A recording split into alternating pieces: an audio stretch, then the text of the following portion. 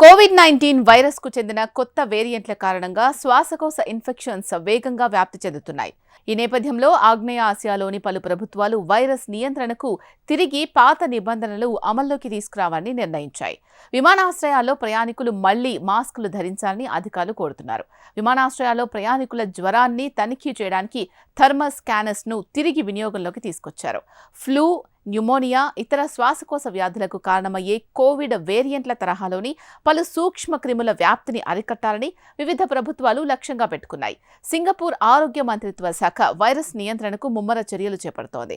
జనాభాలో రోగనిరోధక శక్తి తగ్గడం, సంవత్సరాంతపు పండుగ సీజన్లలో ప్రయాణాలు మొదలైనవి వైరస్ వ్యాప్తిని మరింతగా పెంచుతాయని సింగపూర్ ఆరోగ్య మంత్రిత్వ శాఖ ఆందోళన వ్యక్తం చేస్తోంది.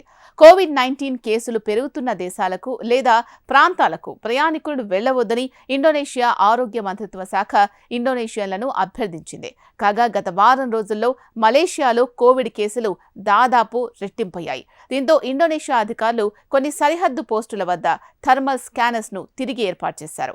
ఫెర్రీ టెర్మినల్, జకార్తాలోని అంతర్జాతీయ విమానాశ్రయంలో కోవిడ్ వైరస్ నియంత్రణకు కట్టుదిట్టమైన చర్యలు చేపట్టారు. దక్షిణాసియాలోని పలు దేశాల్లో తిరిగి కోవిడ్ నియంత్రణ చర్యలు అమలవుతూ ఉండడంతో ప్రజలు ఆందోళన వ్యక్తం చేస్తున్నారు. మహమ్మారి విజృంభణ సమయంలో ఆసియాలో కఠినమైన నిబంధనలు అమలయ్యాయి. ఇటీవల సింగపూర్ ఉప ప్రధాని లారెన్స్ వాంగ్ తన ఫేస్బుక్ ఖాతాలో కోవిడ్-19 నియంత్రణకు ప్రభుత్వం కఠినమైన నిర్ణయాలు పునరుద్ధరించాలని చూస్తుందని ప్రకటించడంతో సింగపూర్ వాసుల్లో భయాందోళనలు మళ్లీ మొదలయ్యాయి.